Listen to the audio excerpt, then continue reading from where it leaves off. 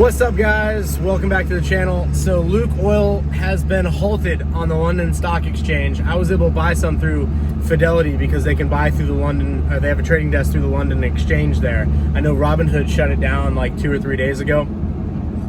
Nonetheless, wasn't able to grab the order I wanted this morning. I was gonna double up my position because it was trading like at $7. And I was like, yeah, I'm gonna double up my position and lower my dollar cost average.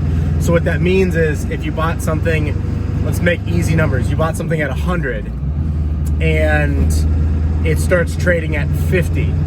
Well, your first purchase would have been at 100. Your second purchase would have been at 50. If you had bought one share each time, your dollar cost average would be 75. And so if you see something that you're really attracted to, and you buy it at 100 and you like it, you do your math, you run your internals, and you're like, okay, this is, to me, I see the value here, and then it drops by half. Well, like in theory, you would be ecstatic to buy more of it for that steep of a discount, which is exactly what happened to me with Luke Oil. It was like catching a falling knife, where it's just like it just kept going, and I was like, man, I'm ecstatic to buy it at 40. I was excited to buy it at like 30. I missed it one day at 36. My buddy bought some, and I was like, man, I wish I was like, as fortunate as he was. Then it came down to the 20s. I bought some. It's at 14. I was like, oh, I gotta back up the truck a little bit. Then this morning I saw 7, and I'm just like, all right, I gotta double my position now, so that I could get my dollar cost average as low as possible, because it was literally below the cost of their last dividend. And what's unique about it was they just posted last night their highest, they posted their highest profit in 7 years. But essentially what happened was there's not enough demand on the London Stock Exchange, so they say, between sellers and buyers, so they halted trading. And so at this point in time, I'm happy with all the stuff I bought on Luke, because it's like you can't buy anymore right now. But I think that this is the defining part of the era that we live in. I don't think that control on capital and capital flows is going to be a thing in the next decade, maybe less, maybe even in the next year.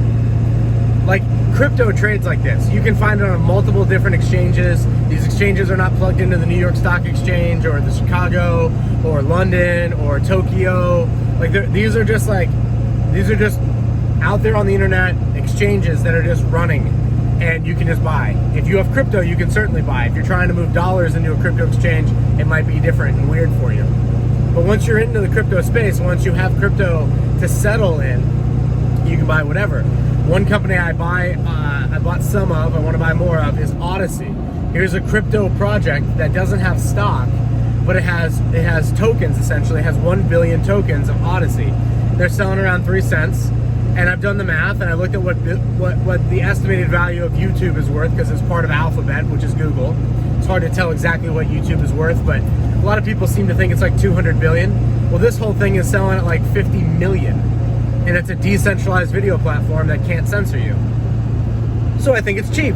So I've been trying to buy some. Well, the cool thing is, if I go take my Odyssey credits on almost any decentralized exchange, and I've got Litecoin or Bitcoin or Monero or whatever, I can pretty much exchange it for it.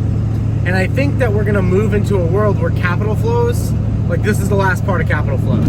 Like the idea that our political elites can essentially run a stock down to basically $7, which at 70 was like a back up the bus moment, and like even Rick Rule was like, yo, these things are cheap.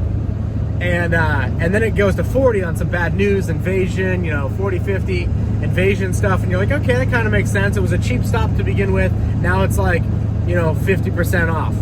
Well, then it drops an additional 50 on top of that, and then a 50 on top of that. It drops all the way down to $7, and they halt trading, which is just an incredible opportunity. But the idea that we need to use exchanges to buy these things is kind of silly, because if my buddies that have bought Luke, and I know a lot of guys in the audience have bought Luke, I would give you guys $20 a share. If you could send me Luke right now for $20 a share, I would take that risk. I know it just got halted about 2 hours ago at 7, so I'm filming right now at noon. I'll be posting this video this evening. So it got halted this morning. It got halted around $6.95, $7. I would happily buy it at 14, and if a couple of you guys in the audience were like, yo man, I got 100 shares for you, yeah, I'll give you $20 a share for that for sure. I just am bullish on where that thing goes. as long as I could take ownership of that share. And back in the day, you used to be able to do that. They had like paper shares, and then they would mail you your dividends, and obviously the whole process is very cumbersome. But this is where I think, like, I genuinely think DeFi takes it all. I was talking with one of my buddies from finance school, and he now works for he's got a Series 7, and he's essentially a financial advisor, and he gets people's portfolios and he manages it for them, and he gets paid 1% of the portfolio, and he throws them into the 7 or 8, 9, 7, 8, 9 ETFs that his mutual funds that his firm really tries to peddle, and he makes 1% of the portfolio, and the whole game is like increased portfolio. I was talking to him yesterday, telling him like, hey, I sell metal, as a broker for Miles Franklin, got my license to do that.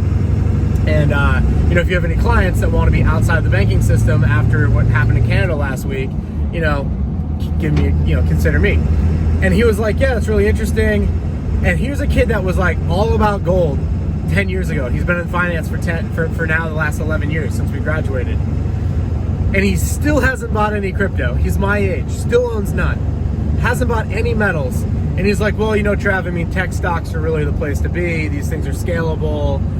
If you look at something like Airbnb, that's really kind of where you want to be right now. And I'm like, actually you don't. They don't pay a dividend. They don't make profit. They're essentially running the company on debt. True story. Look it up. And they have no real assets. So the answer is no. False, you're wrong. But what's really scary and terrifying is that he's got 65, 70-year-old clients. He's got his dad's book of business, actually, so he's got even older than that clients. His dad is in the phasing out and retiring. So he's got these clients, and he's got them involved in Facebook stock and these tech stocks that don't yield dividends. And I was like, dude, you gotta check out the miners. Like the entire mining space of silver. You obviously have to believe the silver gold narrative. You have to believe that if it returns to meaning over the last 3 decades, the average portfolio, or let's just say all portfolios in North America, that had about 2% allocation to silver, gold, anything like that. Right now, it's less than 0.5%. So if it returns to mean the 30-year average, the demand is going to increase by 3-fold. That's a 3-bagger, just on demand. Not saying where price is going, but just demand. If the entire system actually freezes, or goes through a collapse, or goes through a complete reset, it's going to the moon. It's going to have full price discovery, because silver and gold have always historically done a full accounting for a currency collapse, meaning all of the currency units that were printed always are divided by the silver and gold in circulation, and then you restart the whole game over again. Crypto changes that. But I told them, I said, look, you've got a environment where you have $100 trillion of negative yielding bonds. And what I mean by that is you have a treasury bond. And I know that maybe for the guys watching, you're like, what is this bond? Like, just the easiest way to think through this. The U.S. government spends more than it makes. It doesn't make any money, it steals money. But it spends more than it steals. So they have to finance their debt, the deficit on what they spend versus what they steal. And they, on a 10-year treasury bond, which you could buy, it's paying about 2% interest right now, a little less, but paying about 2% interest. The government is telling you that the inflation rate is 7.5. Now, I think that's a lie, because the stuff I buy is like up 30%, even more than that right now, but they say 7.5%. So for the first time, they're actually being honest, because they're actually telling us the truth. We're going to destroy your purchasing power at 7.5% a year, and we're going to pay you 2%. To which I tell my buddy, yo, that's negative 5% interest yielding bonds. And there's $100 trillion of them outstanding, total negative interest bonds, that will move to a zero yielding asset but preserves purchasing power, like gold, or will move to crypto, or will move to real estate or something income producing, maybe agriculture, or will move to the mining stocks. And that's it. Those are the only 4 places it's going.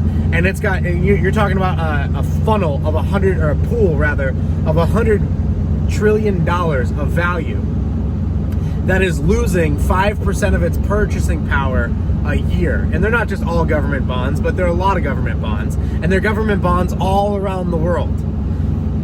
And so I was like, dude, it's not only going to return to a 3-decade-long mean, but it's going to rip. And when it rips, I mean, it's going to freaking rip. And he said, you know, Trav, I've been hearing this my whole career, which is 11 years. It's not a huge career.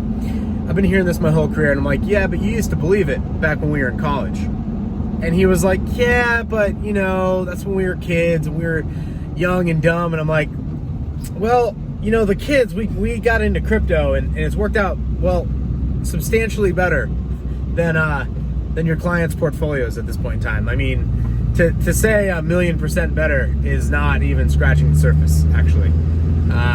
Since, you know, we got out of college, bro. and yet still, he's like, yeah, well, I just don't know, you know, where, you know, I just don't know if that's really an investable thing. And I'm like, no, I get it. You guys can't make commission on it. Like, I totally understand. You can't put your clients into it. What I'm saying is that the institutional investors and just retail investors like myself, maybe you, this is where capital is going to flow over the next decade. And there's $100 trillion of it sitting there. And you're talking about the entire crypto space being under 1 trillion. If it all went to crypto, the entire space is going to 100x. It doesn't matter what you buy. It's going to 100x in that space over this period of time. If crypto goes nowhere, well, then you're talking about an entire system collapse. So there's got to be an exit or release. There's got to be a release valve, essentially. Because I was like, dude, this isn't sustainable. You know that millennials coming out of college with student debt, buying houses at all-time highs, buying used cars or new cars at all-time highs, buying fuel almost at all-time highs, buying index funds and mutual funds like you sell at all-time highs. You know that that's not going to end well. And he kind of knew.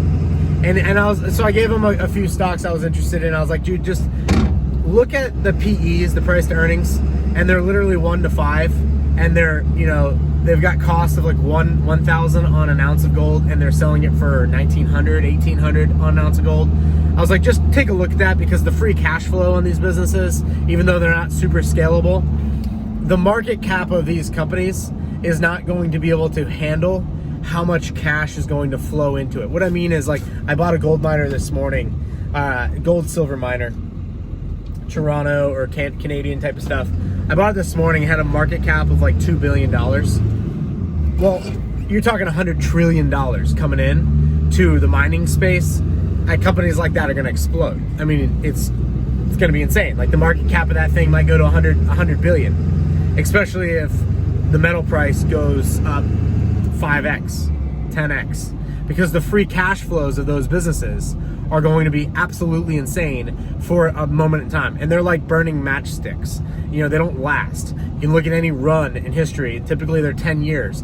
And what we're in right now, and we're gonna wrap up with this, what we're in right now, I think, is like the late 60s, where inflation is starting to happen, but we don't really know. Or the average dude, like this guy, he doesn't really know. That guy, they don't really know. They kind of know, but they don't really know. He's kind of thinking like my buddy, well, you know, Trav, maybe this inflation will just kind of chill out. And I'm like, yeah, it doesn't work like that. You know that. We went to finance school together. You have to raise the interest rates at least 2% or more higher than the inflation rate to get them to stop. You know that. And he was like, yeah, well, if they did that, then the entire market would just basically be 1929. I'm like, now you're getting it. You're understanding now. The choice is inflate the currency or have an epic crash. That's the choice. Risk off assets like metals are where $100 trillion of negative yielding capital is going to flow, or crypto. That's probably where it's going to roll. Property seems pretty overvalued right now. I mean, it seems pretty high. Let's put it that way. I'm not saying it's overvalued. It just seems like it's gone. It's ripped up really high for the last 2 years.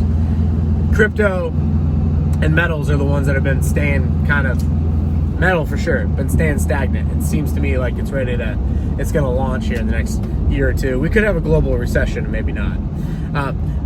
But my point there is, like, there's just going to be, at some point, a rush in And the market caps of these things are going to have to explode to account for, to do a full accounting for all of the printing that we did around the globe. And I think that that is very, very interesting. I think that's going to be an interesting period of time to live through. And yeah.